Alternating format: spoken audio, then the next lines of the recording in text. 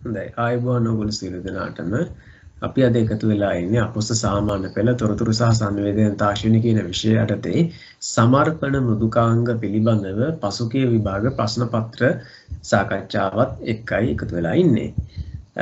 අපි බලමු දැන් මේ යටතේ සාමාන්‍ය බහුවර්ණ ප්‍රශ්න තමයි ගොඩක් ඔයාලට දකින්නට ලැබෙන්නේ.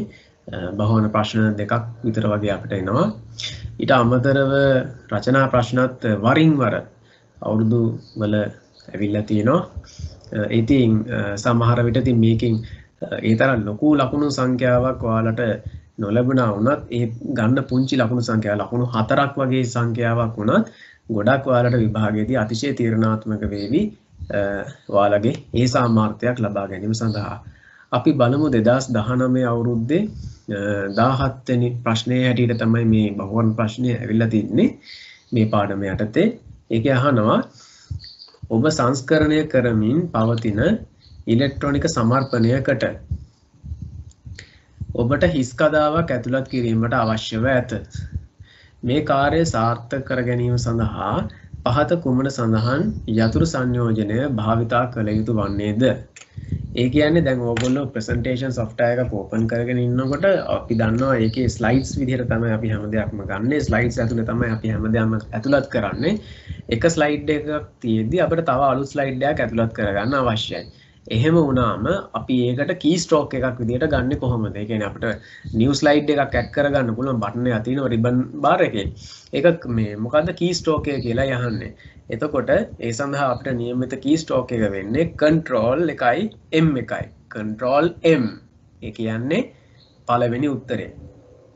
control n කියලා ගත්තොත් ඒකේ තේරුම අලුත් presentation එකක් open කරලා ගන්නවා කියන එකයි. හරිද? තියෙන presentation එකට අලුත් slide එකක් ගන්නවා කියලා කියන්නේ control m අංක 1.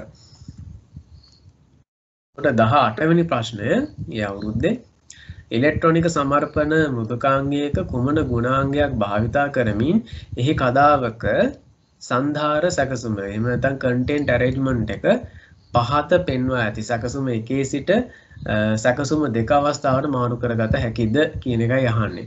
ඒ කියන්නේ දැන් අපේ slide එකක් ගත්තාම ඔය ස්ලයිඩ් එකේ තියෙන කන්ටෙන්ට්ස් අපිට හදාගන්න පුළුවන් නේ.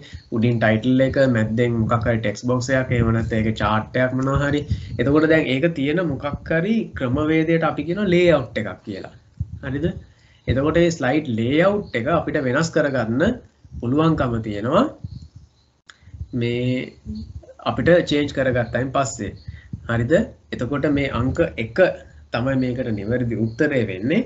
අපිට මේම තියෙන ස්ලයිඩ් ලේඅවුට් එකක් අපිට මෙන්න මේ විදිහට දැන් මෙතන 2 කන්ටෙන්ට් එකක් විදිහට හදා ගන්නත් අපිට පුළුවන් මේ ස්ලයිඩ් ලේඅවුට් කියන ඔප්ෂන් එක ක්ලික් කරලා ඒ යටතේ අපිට ගොඩාක් ඔප්ෂන්ස් එනවා. අන්න එකක් අපිට කැමති එකක් ක්ලික් කරලා ගත්තාම ගන්න පුළුවන්. ඉතින් මෙන්න මේ 2 කන්ටෙන්ට් කියන ඔප්ෂන් එකත් අපිට එතන දකින්නට ලැබෙනවා.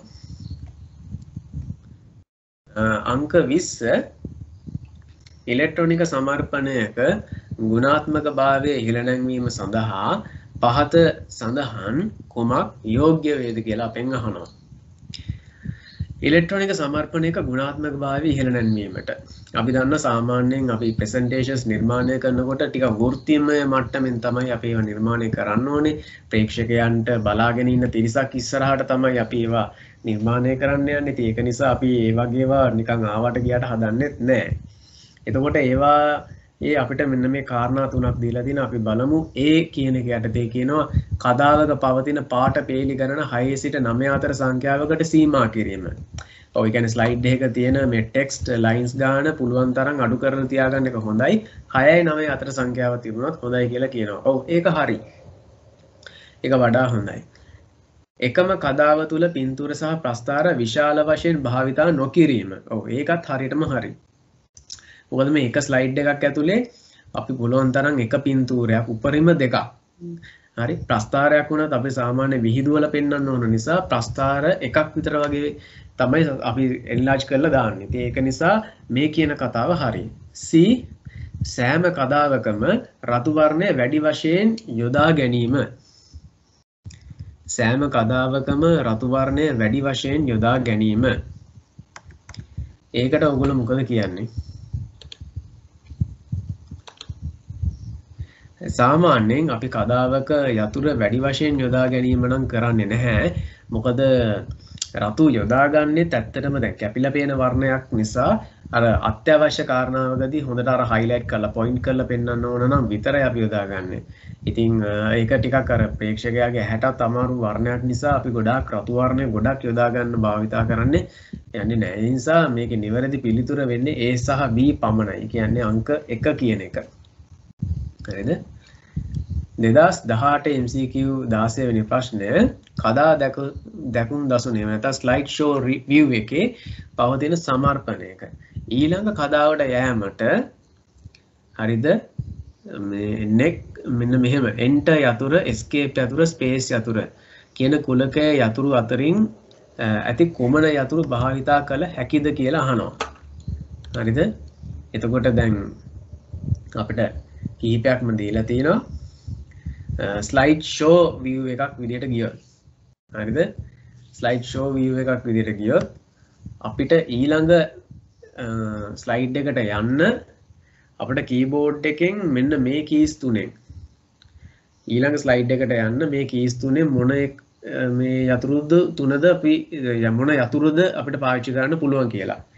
එතකොට මෙතනදී අපිට escape යතුර press කරොත් ඇත්තටම ස්ලයිඩ් ෂෝ එකේදී දැන් මේ අපි අර සම්පූර්ණයෙන්ම ෆුල් ස්ක්‍රීන් එකේ ඉන්න මෝඩ් එකෙන් අයින් වෙනවා. escape එක කියලා කියන්නේ අපි ස්ලයිඩ් ෂෝ එක නවත්තනවා කියන එකයි වෙන්නේ.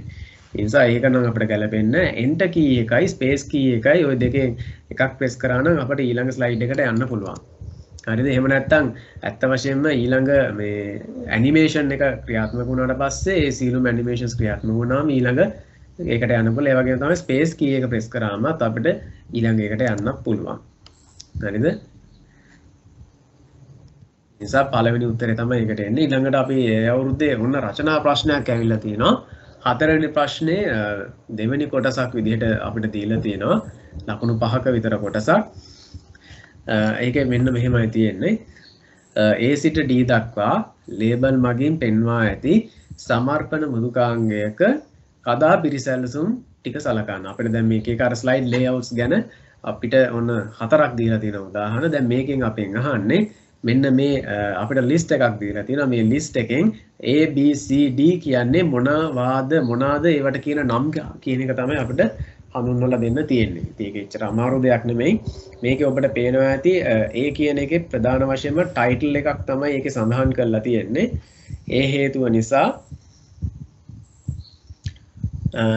title only කියන්නේ ප්‍රධාන වශයෙන්ම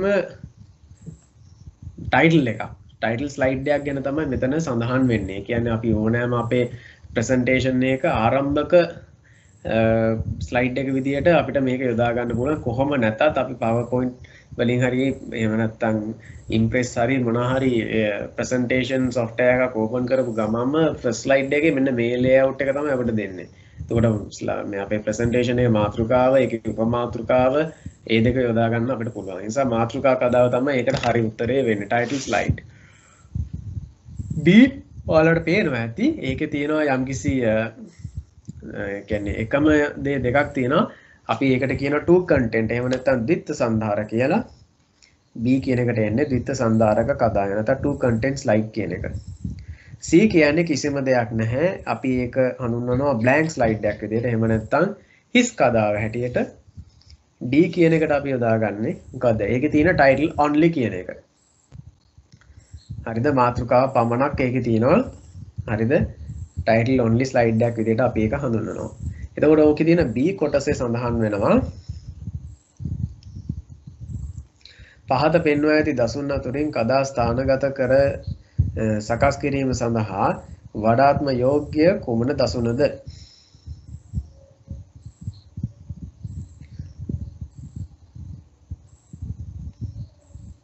එතකොට ඒක කියනවා මේ කදා ස්ථානගත කර ඇති. ඒ කියන්නේ දැන් මේ weaves කියලා කියන්නේ අපේ අර PowerPoint presentation එකේ දැන් සාමාන්‍ය layout එකට ගියා නම් මෙතන පහළ දකුණු පැත්තේ පහළ කෙළවරේ ඔයාලට මතක ඇති slide view modes අපි දැක්කා. එහෙම නැත්නම් අපේ උඩ ribbon bar එකේ tabs වලින් view කියලා tab එකකුත් අපිට තියෙනවා. ඒකිනුත් අපිට යන්න පුළුවන්. එතකොට සාමාන්‍යයෙන් මේ normal mode එකේ තමයි අපි දකින්නේ. normal view එක තමයි අපි මෙතනින් දකින්නේ. right? මේ normal view එකත් එක්ක බලද්දී අපිට මෙතන දකින්න ලැබෙනවා තව තුනක් මූලික වශයෙන් මේ දකුණු පැත්තේ පහළින් දකින්න ලැබෙනවා reading view එකයි slide sorter view එකයි. එතකොට දැන් කදා ස්ථානගත කර සකස් කිරීම සඳහා වඩාත්ම යෝග්‍ය ආකාරය මොකක්ද කියලා අහන්නේ. එතකොට අපේ තියෙන slides ගොඩක් වෙලාවට මේ ඉහළ පහළ slide order එක මාරු කරගන්න අපිට ගොඩාක් පහසු වෙනවා. මෙන්න මේ slide sorter කියන view එකත් එක්ක බලද්දී. එහෙම නැත්නම් කදා සුබේදනය කියන එක. 2017 MCQ 18 වෙනි ප්‍රශ්නය සමර්පණ මෘදුකාංගයක් භාවිතයෙන් නිපදවන ලද විවිධ වස්තුන් ඇතුළත් කදාවක් සම්බන්ධයෙන් පහත වැකි සලකා බලන්න. ඒ කදාවක ඇති වස්තුන්ට විවිධ වස්තුන්ට සජීවන ආචරණ එහෙම නැත්නම් ඇනිමේෂන් ඉෆෙක්ට්ස් යෙදිය හැකිය. ඒක කරන්න පුළුවන් දෙයක්ද? ඔව් ඒක කරන්න පුළුවන්. කදා සංක්‍රාන්තිය එහෙම නැත්නම් ස්ලයිඩ් ට්‍රාන්සිෂන් එක යොදාගත හැකි වන්නේ මුළු කදාවටම පමණි. මොකද ඔයගොල්ලෝ ඒ ගැන හිතන්නේ? ඒක හරි. මොකද කදාවක් එක ස්ලයිඩ් එකක් ආවට පස්සේ අනිත් ස්ලයිඩ් එකට මාරු වෙනකොට අපිට බෑ මේ ඒකේ තියෙන මේ ඔබ්ජෙක්ට්ස් වලට ඒ ස්ලයිඩ් ට්‍රාන්සිෂන් යොදන්න කියන්නේ. ඒක ස්ලයිඩ් එකක් කියන්නේ ස්ලයිඩ් එකටම තමයි ඒක යොදා ගන්න පුළුවන්. ඒ නිසා ඒක හරි. C කදා දැක්ම දසුනේ ස්ලයිඩ් එහෙම නැත්නම් ස්ලයිඩ් ෂෝ view එකේදී කදාවක සිට ඊළඟ කදාවට මාරු වීමේදී කදා සංක්‍රාන්ති ආචරණය ඇති වේ. ඔව් ඒක හරි. හරිද? ඒ ස්ලයිඩ් ට්‍රාන්සිෂන් එකක් දාලා තිබුණොත් අපිට ඒක ගන්න පුළුවන්. ඒ නිසා මෙතනදී මේ ABC තුනම නිවැරදි කියලා අපිට ගන්න පුළුවන්. හතරවෙනි උත්තරේ තමයි ඒකේ හරි. 27 වෙනි ප්‍රශ්නය 2016 දී. හරිද? 2016 27 වෙනි ප්‍රශ්නය පහත කුමන මෙවලම මගින් විද්‍යුත් සමර්පණ මෘදුකාංගයක කදාවක ශෛලිය පළමු ශෛලියේ සිට දෙවන ශෛලියට වෙනස් කර ගැනීමට භාවිතා කළ හැකිද? මේක මේ ප්‍රශ්නේ අපිට මීට ඉස්සෙල්ලත් ආවා. පළමු ශෛලියේ ඉඳලා දැන් මෙතන තියෙන්නේ සාමාන්‍ය ටයිටල් එකක් තියෙනවා, මෙතන කන්ටෙන්ට් එකක් තියෙනවා, ටයිටල් ඇන්ඩ් කන්ටෙන්ට් එකක්. මෙතන ඇවිල්ලා ටූ කන්ටෙන්ට් එකක් බවට පත් කරලා තියෙනවා. ඒ මොකද්ද කොහොමද අපි ඒක කරන්නේ? කදා පිරිසැලසුම එහෙම නැත්නම් ස්ලයිඩ් ලේඅවුට් කියන ඔප්ෂන් එක හරහා තමයි අපි මේක මෙතන ඉඳලා මේ දෙකක් තියෙන විදිහට මාරු කරගන්න බලන්නේ. අංක 3 තමයි ඒකට උත්තරේ.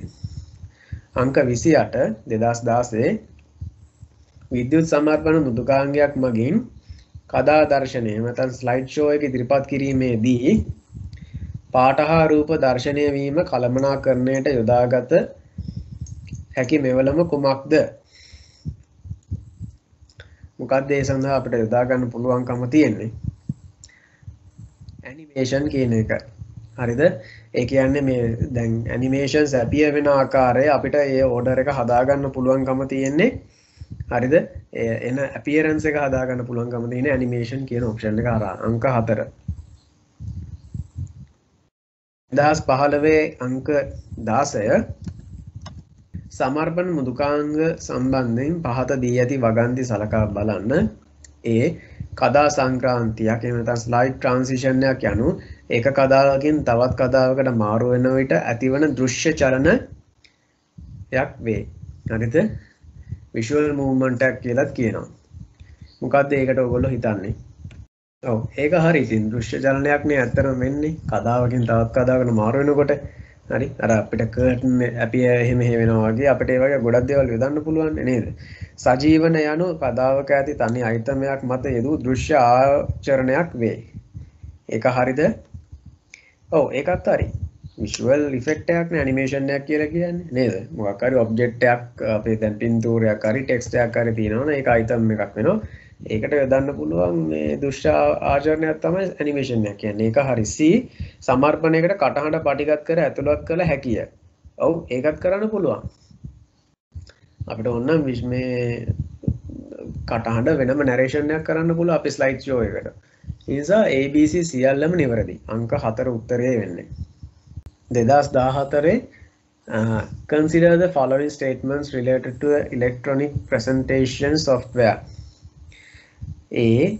The shortcut key combination control N can be used to insert a new slide to a presentation. එක හරිද? ඒ කියන්නේ control N කියන කෙටි යෙදුම පාවිච්චි කරලා අපේ shortcut keys පාවිච්චි කරලා presentation එකට අලුත් slide එකක් ගන්න පුළුවන්ලු. ඒක හරිද? ඔව් ඒක හරි. B. Shortcut key combination control N can be used to create a new presentation. ඒක හරිද? ඔව් ඒකත් හරි. කියන්නේ control n කියන එක පාවිච්චි කරලා අලුත් presentation එකක්. දැන් අපි presentation එකක් හදාගෙන තියන්නේ අපි මේ වෙලාවේ open කරගෙන ඉන්නවා. ඒකම control n පාවිච්චි කරලා new එකක් ගන්න පුළුවන්. අලුත් presentation එකක් අපිට හදා ගන්න පුළුවන්. ඔව් ඒකත් හරි. එහෙමනම් AB දෙකම නිවැරදි කියන එක තමයි එකෙන් ගන්න තියෙන්නේ. අංක 3 උත්තරේ. 2013 MCQ 21 විද්‍යුත් සමාර්පණ මෘදුකාංග වලට විශේෂිත වූ කාර්යයන් පහත සඳහන් ද අතුරෙන් මොනවාද?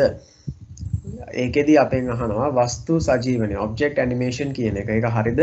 ඔව් ඒක හරි කරන්න පුළුවන්. slide transition එක ඒක හරිද? ඔව් ඒකත් කරන්න පුළුවන්.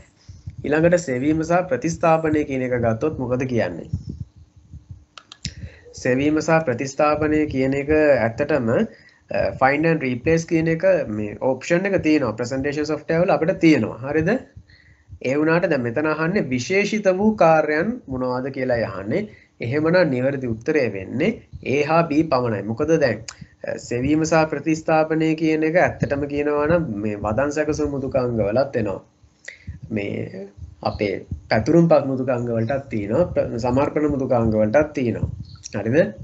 Word වල Excel වල PowerPoint වල ඒක තියෙනවා. නමුත් මෙතන presentation software වලට පමණක් ආවේනික ඒවා. ඒ කියන්නේ අර Word වලත් නැති, Excel වලත් නැති, PowerPoint වල තියෙනවා මොනවද කියලා මෙතන අහන්නේ. එහෙම නැති A හා B පමණයි මේකට එන්නේ. ඒ කියන්නේ අංක 1. 2012 අංක 19 නසීර්ට මුළු තිරයම භාවිතා වෙන ආකාරයට full screen mode එකේ ඉලෙක්ට්‍රොනික සමර්පණයක් කිරීමට අවශ්‍ය ඇත. මේ සඳහා යෝග්‍යතම දසුන කුමක්ද? මොකක්ද ඉතින් මුළු ස්ක්‍රීන් එකම පාවිච්චි කරන විදිහට ඉලෙක්ට්‍රොනික ප්‍රසන්ටේෂන් එකක් ගන්න පුළුවන්කම තියෙන්නේ. කථාදාශනය එහෙම නැත්නම් ස්ලයිඩ් ෂෝ කියන එක තමයි මේකට යොදා ගන්න තියෙන්නේ. හරිද? අංක 3. 2012 MCQ 20 ඒතර ප්‍රශ්නෙම අර එකම ප්‍රශ්නේ නැවත වතාවක් ඇවිල්ලා තියෙන. ඒ කියන්නේ මේ පෙර යොදාගෙන තියෙනවා. මොකද්ද? මේ අංක 1 සිට මේ අංක 2 දක්වා අපේ ස්ලයිඩ් එකක තියෙන මේ ස්වභාවය වෙනස් කරගන්න යොදා ගන්න පුළුවන් ඔප්ෂන් එක මොකද්ද කියලා අහන්නේ. ඉතින් මොකද්ද? කදාපිටි සැලසුම. Slide layout. හරිද? 2011 MCQ 18 වෙනි ප්‍රශ්නය කදාවක ඇති අනුරූපය ඉමේජ් එක සීරුවෙන් වමේ ඉඳන් දකුණට චලනය කිරීමට විද්‍යුත් සමර්පණ මෘදුකාංගයක ඇති කුමන ගුණාංගයක් භාවිතා වේද? මොකද්ද කරන්නේ? ඉතින් ඉමේජ් එකක් වමේ ඉඳන් දකුණට මූව් කරනවා නම් යොදා ගන්න පුළුවන් ඇනිමේෂන් එක. like ඇනිමේෂන් අංක 3.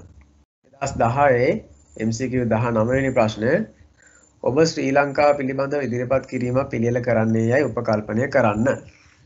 ඉදිරිපත් කිරීම මෘදුකාංගයක් එහෙම නැත්නම් presentation software භාවිතා කර ඔබේ ඉදිරිපත් කිරීමෙහි ශ්‍රී ලංකාවේ සිටියමක් ජාතික ගීයේ ශ්‍රව්‍ය පසුරක් එහෙම නැත්නම් audio clip එකක් ඒක B කියලා කියනවා. C භාවිත කරන්නන් www.gov.lk වෙත යොමු කරන අධිසන්ධානයක් hyperlink එකක්. මේ තුන අතුරින් කුමක් අඩංගු කළ හැකිද? ඒ කියන්නේ සරලව මේ ප්‍රශ්නයෙන් අහන්නේ අපිට PowerPoint presentation එකක ශ්‍රී ලංකාවේ සිටියමක්. ඒ කියන්නේ image එකක් කියන එකනේ. ඊළඟට audio clip එකක් සහ hyperlink එකක් ඇතුළත් කරන්න පුළුවන්ද කියලා අහන්නේ. ඔව් මේ තුනම අපිට ඇතුළත් කරන්න පුළුවන්කම තියෙනවා. හරි. ඉතින් අපිට 2019 ඉඳලා 2010 වෙනකන් තමයි අපි දැන් ඔය සාකච්ඡා කළේ. ඉතින් ගොඩාක් මේ පාඩමෙන් සමර්පණ මෘදුකාංග වලින් තරම්ම අපිට මේ ප්‍රශ්න ලැබෙන්නේ නැහැ. නමුත් එන්නේ නැහැ කියලා හිතන්නත් බෑ. නමුත් මේ ප්‍රශ්න හරිම ලේසි. ඒක නිසා ඒ ලකුණු දෙක වුණත් ඔයාලට ගොඩාක් වාසියක් වෙනවා අවසාන ලකුණ ගණනය කිරීමේදී. හිතන්න දැන් ඔබ 74ක් අරගෙන ඉන්නවනම් ඔබට 75ක් අරගෙන ඒ සාමාර්ථයකට යන්න ඔය ලකුණු 2 3 4 වැදගත් වෙන්න ඉඩ ගන්න තියෙනවා. හරි. අපිට රචනා ප්‍රශ්න ගොඩක් වෙලාවට එකම එක වතාවකදී පමණයි අපිට ඇවිල්ලා තිබුණේ. ඉතින් MCQ වලින් තමයි හුඟක් ඔයාලට මේ පාඩමේ ලකුණු ගන්න තියෙන්නේ.